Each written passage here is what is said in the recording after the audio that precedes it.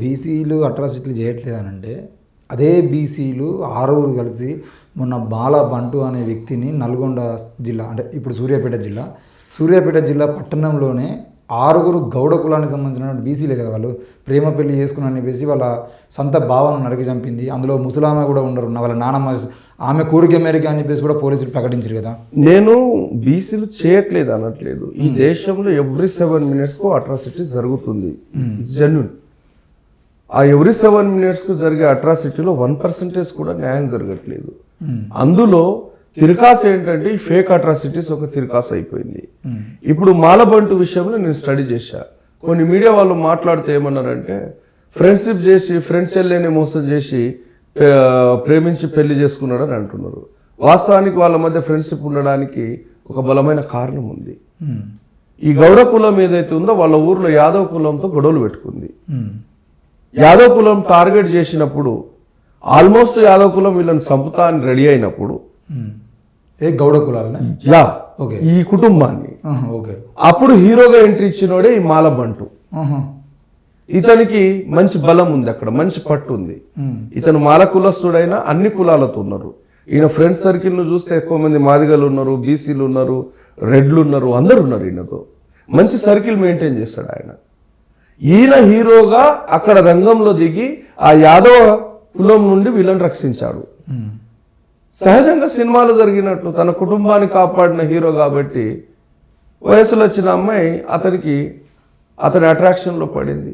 అక్కడ love start అయింది. పెళ్లి చేసుకున్నారు.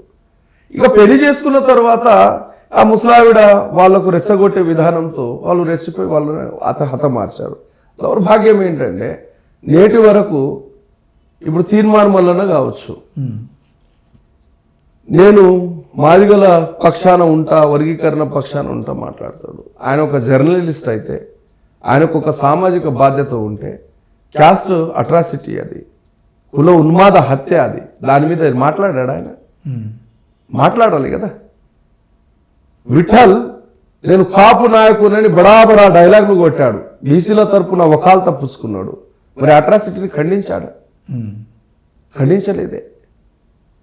లేదా పృథ్వీరాజ్ ఆయనైతే ఇంకా ఎక్స్ట్రీమ్ లెవెల్ వెళ్ళాడు, దాన్ని ఖండించాడా? లేదు. ఈ సోకాల్డ్ ప్రొఫెసర్లు నాగేశ్వరరావు ఈ విషయం మీద మాట్లాడా? 76 సంవత్సరాల రాజ్యాంగ పాలనలో ఇటువంటి కుల ఉన్మాద హత్యలు జరగడం నేరమని ఎక్కడన్నా ఖండించాడా? లేదు. ప్రొఫెసర్ విశ్వేశ్వరయ్య వీడికైతే నెత్తే లేదు, ఆడు మాట్లాడా? లేదు. ప్రొఫెసర్ జయగిరి తిరుమలరావు మాట్లాడమనండి. లేదా జస్టిస్ చంద్రకుమార్ అక్కడ వచ్చినోడు మాట్లాడా? మాట్లాడలేదు. వీళ్ళందరూ మాలమాదిగల మధ్య జరుగుతున్నటువంటి గొడవలో వీళ్ళు కిరోసిన్ పోసి ఆ గొడవను మెంచుతున్నారు తప్ప మాదిగలకు న్యాయం చేయడానికో లేదా ఏ ఉపకులాలకు న్యాయం చేయడానికి రాలేదు. వీళ్ళు చేయలేరు. పార్లమెంట్ ద్వారా జరిగే అంశానికి వీళ్ళు మాట్లాడడం చేత, ప్రెస్ మీట్ పెట్టడం చేత, మద్దతు ఇవ్వడం చేత ఒరిగేదేం లేదు అక్కడ. ఇప్పుడు ఎన్నడూ లేని విధంగా వివేక్ వెంకటస్వామి కానీ లేదంటే నాగరాజు కానీ వీళ్ళిద్దరు ఎమ్మెల్యేలు మొదటిసారి వచ్చారు. ఇది మందకృష్ణన్న చేసిన పోరాటము వీళ్ళకు కూడా అర్థమైంది, అందుకే వీళ్ళు కూడా వస్తున్నారనే కామెంట్ చేస్తున్నారు. దాన్ని అర్థం చేసుకోవాలి. ఎన్నడూ లేని విధంగా కాదండి. Vivek sir is a complete politician. ఆయనకు సాధ్యమైనంత వరకు ఆయన దగ్గర ఏ కులం, ఏ సంఘం, ఏ మతం రీచ్ అయినా అతనితో హెల్ప్ అయితే 100% హెల్ప్ చేస్తాడు.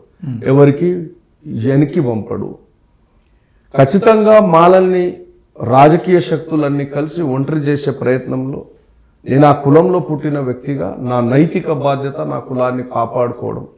ఈ పదవులు ఈరోజు ఉంటే రేపు ఉండవు. పదవులు ముఖ్యం కాదు. నేను నా జాతిని రక్షించడంలో విఫలమైతే నేను అత్యంత పెద్ద మోసగాన్ని అవుతానని ఆయన తన బాధ్యతను గుర్తించుకొని వచ్చాడు తప్ప ఆడ రాజకీయం చేయడానికి రాలే. ఆయన రాజకీయం చేయడానికి రాలేదు. రాజకీయం చేయడం కూడా ఇది లేదు. నేను ఇంకో విషయం చెప్తా. ఈ దేశంలో దాదాపు నాకు తెలిసి టాప్ 100 బిజినెస్ మ్యాన్లో వన్ ఆఫ్ ది పర్సన్ ఆయన. 2 సార్లు ఈడీ రైడ్ జరిగిన రూపాయి కూడా ఈడీ రైడ్లో అక్రమ సంపాదనగా తేలలేదు. అంత లీగలైజ్ బిజినెస్ చేసేటటువంటి అంటే ఇది కంటిన్యూ అవుతుందా మరి ఇట్లా అంటే బాధితులకు సంబంధించి 100% ఆయన చాలా నేను చెప్పడం అంటే ఇప్పుడు ఒక ఇష్యూ వర్గీకరణ ఇష్యూ నడుస్తుంది కాబట్టి ఆ లీడర్గా ఇక్కడ నేను చూసిన ఇద్దరు నాయకుల్లో నాగరాజ్ సార్ కావచ్చు, వివేక్ సార్ కావచ్చు, వాళ్ళు పదవులను సైతం ఎక్కడ లెక్క చేయకుండా మేము మా కమ్యూనిటీ రక్షణ కొరకు నిలబడతామని బయటకు వచ్చారు తప్ప కమ్యూనిటీని వాడుకొని రాజకీయం చేయడానికి రాలేదు. ఇన్ జనరల్గా మాల కులంలో ఎవరు కూడా కమ్యూనిటీని వాడుకొని రాజకీయం చేయాలని గత చరిత్ర నుండి నేటి చరిత్ర వరకు ఎవడు నిలబడలేదు. కలేకరు ప్రసాద్ పేరుని ఉంటారు, కర్మభూమిలో పూసిన ఓ పువ్వ. ఆయన మొత్తం ఈ పీడిత కులాల హక్కుల గురించి మాట్లాడినటువంటి వ్యక్తి. లెఫ్ట్ ఉద్యమాల్లో ఉన్నాడు. ఎక్కడైనా అవార్డును ఆశించాడా? లేదా అతని కంటే ముందు పనిచేసినటువంటి కత్తి పద్మారావు కావచ్చు, వాళ్ళు అవార్డు కొరకు ఆశించారు. ఈ దేశం మెడలు వంచి అట్రాసిటీ చట్టాన్ని తీసుకొచ్చినటువంటి కత్తి పద్మారావు, బొజ్జ తారకం గారు ఎప్పుడైనా అవార్డుల కొరకు వాళ్ళు పనిచేశారా? లేదండి. మాల కులంలో వచ్చినటువంటి ఏ నాయకుడు కూడా కులాన్ని వాడుకొని కులాన్ని మిస్యూజ్ చేసి నాయకుడిగా ఎదగాలనే ఆలోచన ఎవరికి కనబడదు. మీకు బొజ్జ తారకం సార్లో కనబడదు. బొజ్జ తారకం సార్కు హైకోర్టు జడ్జి ఇస్తా అంటే నా చేతులకు వేడేస్తారు మీరు, నా నోటికి పట్టేస్తారు మీరు, నేను స్వీకరించిన హైకోర్టు జడ్జి అని చిరునవ్వుతో తిరస్కరించినటువంటి వ్యక్తి ఆయన. కమ్యూనిటీ కొరకు మాత్రమే వాళ్ళు బాధ్యతగా పనిచేశారు, కేవలం మాల కులం కొరకు కాదు. ఈ దేశంలో ఉన్నటువంటి పీడిత కులాల గురించి మాట్లాడిండు, పీడిత కులాల గురించి పనిచేసిండు. మీరు గదరన్నని తీసుకున్నా, ఎవరిని తీసుకున్నా, వీళ్ళిద్దరు కూడా పదవుల్ని ఆశించకుండా, కమ్యూనిటీని మిస్యూజ్ చేయకుండా, జాతి ప్రమాదంలో ఉంది కాబట్టి దాన్ని రక్షించుకోవడానికి అని వాళ్ళు బయటకు వచ్చారు తప్ప 100% వాళ్ళ నుండి జాతికి ఎటువంటి ఇది లేదు. వాళ్ళు జాతిని వాడుకొని ఇంకోటి చేసే అవకాశం లేదు. నమ్మొచ్చు 100% నమ్మొచ్చు. నేను ప్రత్యక్షంగా చూసిన. అలా ఉన్న పక్షంలో మొట్టమొదటగా వాళ్ళని ఖండించేది నేనే. మళ్ళా